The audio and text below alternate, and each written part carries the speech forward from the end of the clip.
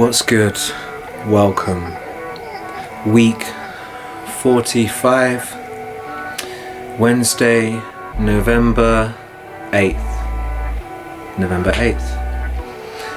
8th. Welcome. What's good? I went to work on Monday and I handed in my notice. So I'm just finishing up the week and then I'm done.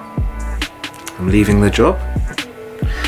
The reason is simply because I no longer need it. What I do need to do is I need to be real transparent in these vlogs, or at least this vlog, because the amount of times I'm doing these and it's either I want to say something but I feel like I shouldn't be sharing that, I'm oversharing, or that it's irrelevant information or it's inappropriate or something like that, and so I really streamline what I do. But I think I need to be very transparent in this situation because I've been like real vague all year. So let me explain myself and what's going on right now. I left the job because I only took the job to get a mortgage on a house, not a house, on my mum's house. My mum died in April and her house is there, and she's left me a little bit of money in the house, and I've saved up a little bit of money over the years, and I thought to myself, wow, do you know what, if I get a job, I thought to myself, the idea was given to me and I was supported through this idea, and I thought, yeah, if I get a job, I can get a mortgage, I can buy my mum's house. I thought that would be real nice. It's in an area where I grew up, where I've got friends, where I think it'd be okay if I got old there, you know. It's kind of a comfortable place, in a nice neighborhood that would be good for me. And I had a good deposit and the repayments would have been manageable and I would have been okay. I kind of would have been able to keep afloat, I think. But I found out on Wednesday that it fell through. So I didn't know what to do. Basically everything I've done this year is for the house. Like, I'm working this job, I hate this job. I don't hate this job, but I did for a long time, and now I'm still not keen on it. It's been a mess. It really tested me, it really spun me out, and I kept it. Every time I wanted to walk or flip a table, I kept my mouth shut, I kept my head down, I did the job for nothing, basically. I say for nothing, you know, I've made some money, I've met some nice people. That's the only thing that I don't like when, you know, now I've handed my notice in. There is a lot of good people there, CBD. And I realised when I was leaving today, and there's a few new guys and they're all really sound. There's a lot of people in that office where I'm like, you guys are good. You guys are real good. Like you a lot. But then I'm like, I can't stay in the job for them, right? Yeah, I don't realise that. You can't stay anywhere. This is my realisation. You can't stay anywhere because of people, okay? Can't stay in that job because of people. Like when I was in China, you work in a kindergarten or something, you work in a school, you try and leave the job, and one thing they always say to you is that, oh, but the kids will miss you so much. And they know you're attached to them, so it works to make you stay. And that's what I was thinking in the office today, and I'm like, there's a lot of good people, I like all these people, but I can't stay for them. And that brings me to my next point. People are important, you're everything, but I can't stay for you. I'd like to, but I can't. It makes no sense for me to stay here based on the people I like, because, you know, the vast majority of them, they've set up families, they're married with kids, they've got mortgages and businesses. The ones that don't, they have their own stuff, you know, they have their routines, and I've been gone so long that I come back and I'm like antisocial, I'm kind of screwed in the head, so I don't even want to go being social, I don't even want to go to all these social events and stuff. I'd like to go with social events, but only with the people I like and know. I don't want the strangers. I don't want to be in a room full I do sometimes, but and so since I found out I'm not getting the house, I don't know what to do. Like I say, I handed my notice in the job. Well, first off, actually, I didn't have my notice in. First off, I called in sick for 2 days. I didn't call in sick. I told him straight, and the bosses knew. I'd explained my situation, and I just said, I'm not coming in. I'll come back on Monday. And I just gave myself a few days to try and work out what I'm doing. Wasted another weekend, you know, and 4-day weekend I wasted this time. Got a little bit more done, but there was 4 days, so it's still not enough. But yeah. So I'm kind of weighing up my options, because the house was really everything for me. When it came to staying in England, the house is important. I need somewhere to live. So now it's like, well, if I stay in England now, I either have to keep, you know, intruding on my dad, keep crashing at my dad's house, which is not the way. It's not a long-term solution. I can't stay here. It's already bad since I've moved back in. I'm falling into my teenage habits. It's not good. So, yeah. Or if I don't stay here, then rent. And I just feel done dirty by that. I feel really mugged off by England on a whole, by the government, I suppose.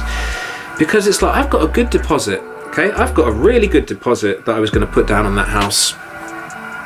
And even with that, you need that bit of paperwork. You want to send me to China to go and get a bank statement. And then there's no guarantee that you'll accept it. There's no guarantee you won't ask me for something else.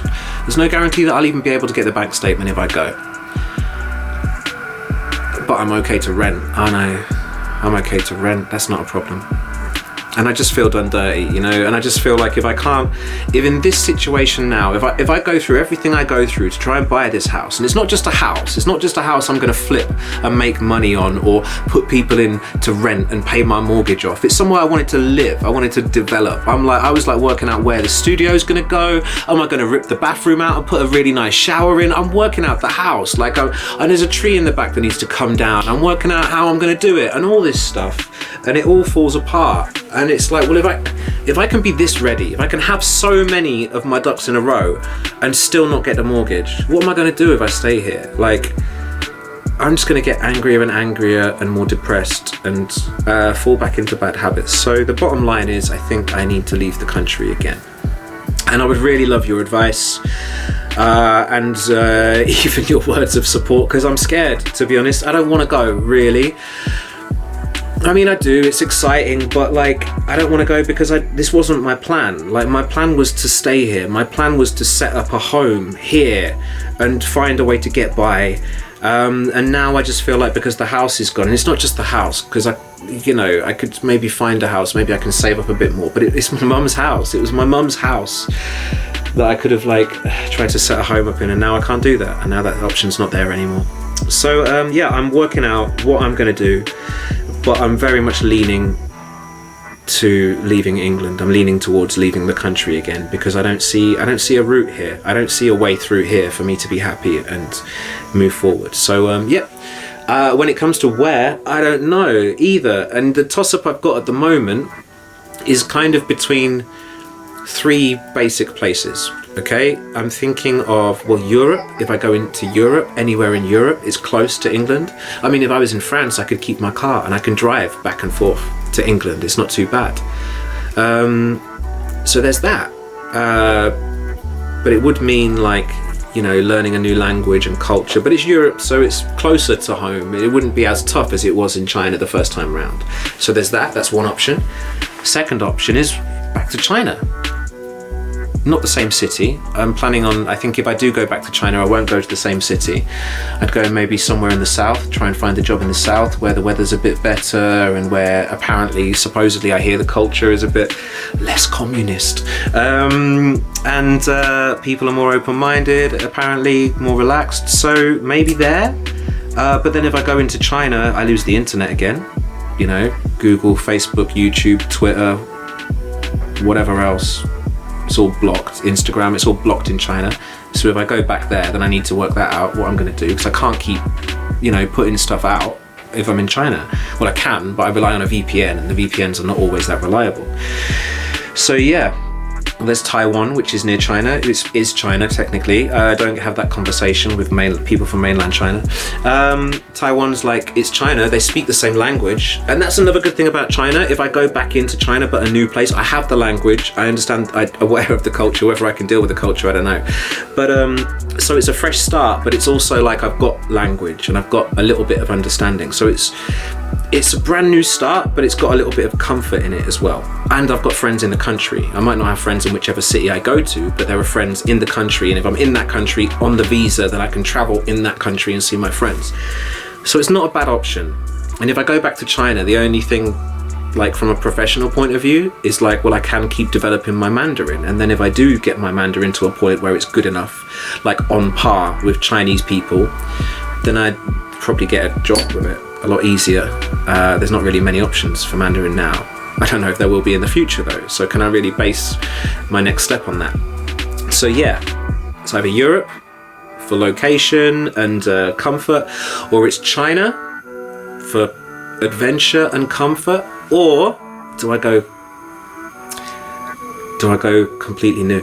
Do I go somewhere completely alien, like I did with China in the first time? I mean, just for the record, like, I didn't choose to go to China. I went and got a TEFL in Prague, and then I just wrote on Facebook, like, where shall I go in the world? And I spoke to a few people, and somebody that got put in touch with me was in Shenyang in China. We got speaking about everything, and sent them my CV and my TEFL, and they offered me a job, and I said yes. Before I even knew which city it was in, I said yes. Maybe I'll do that again. Maybe I'm not looking for a place. Maybe I'm looking for a role. Maybe I'm looking for something that I can do, and it doesn't matter where it is. And that's the bottom line. It doesn't matter where it is. I have no commitments. I've just had a mortgage fall through on me. I'm just about to walk out of a job. I have all my time from now until I die. I have no one who relies on me, no one who needs me. I don't need to be anywhere. And it should be a beautiful thing, right? But it's kind of terrifying. And I'm sad, because I would like to stay here and be able to see people, be able to see the people I see, and even the people I bump into, and the old friends. There's still so many old friends I haven't even caught up with yet. But yeah, I don't see anything in England. I don't see any reason for me to set up a life here. I always want to visit. If I go and live somewhere else, I want to keep. I don't want to leave it another 4 years of not visiting, because I think that's when things get distant. But that, I guess, COVID played a big part in that. Yeah, so I'm probably leaving. I am probably leaving the country, unless I don't know what could happen to change that. I hope something happens to change that, but I don't know what it is. And if not, I got to make that decision and work out where I'm going to go. And once I get there, what am I going to do? So I'm probably going to teach English, right? That's probably what I'm going to do. And it's not bad, because I do enjoy teaching a lot of the time. It's just the initial step. It's like, if I secure a job somewhere, I'm not going to know if that job's any good until I get there and start working the job. And by that time, I'm already wherever I am. I can vent like this for hours, and I feel like I've probably said everything, if not the vast majority of everything I could have or planned to say. So yeah, I think I'll leave it there. But do reach out to me if you have any ideas. Where would you go? What would you do if you were in my position? What would you do right now? Tell me. Please comment on this, like it, share it, please. And that's not for growth. It's like, I want answers. I want ideas. I need ideas. I don't know what I need. I need something. And somebody will have a sentence or a little bit of information or something that will send me in the right direction. And give me a bit of focus and a bit of, purpose maybe, or comfort. I don't know. I feel like I repeat the same words, and I should put them in a song. I better get some writing done. Week 45. The year's nearly over. See us out, yeah? Stay with us till the end. We're nearly there. And then we'll let you know what's happening in the new year. We'll be doing something. I don't know where I'll be, but there'll be a way. There'll be a project, because here's one thing I know for sure. The creativity is not stopping. I'm not going to stop being creative. I'm not going to stop making material and putting material out. It might not be every week, but it's not stopping. No matter what. It hasn't stopped in 25 years. Why should it stop now? Be good. Take care. Love you.